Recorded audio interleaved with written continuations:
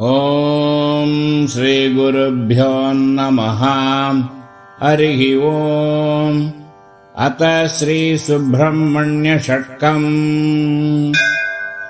शरणागतमातुरमादिजितम् करुणाकरकामदकामहतम् करकाननसम्भवचारुरुचे परिपालयतारकमारकमाम्।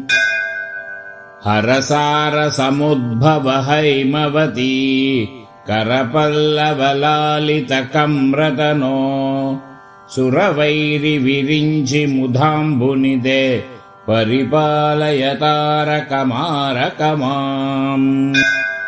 सरदिन्दुसमानषडाननया सरसीरुगचारुविलोचनया निरुपाधिकया निजबालतया परिपालयतारकमारकमाम्।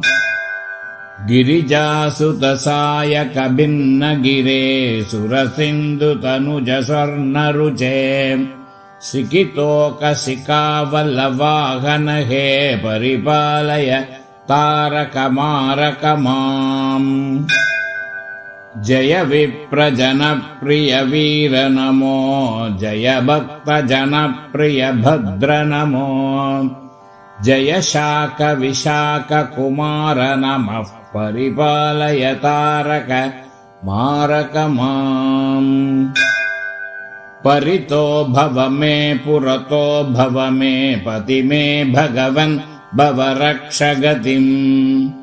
वितरासु जयं विजयं परितः परिपालय तारकमारकमाम्। इति कुक्कुटकेतुमनुस्मरतां पठतामपि षण्मुखषट्कमिदम्।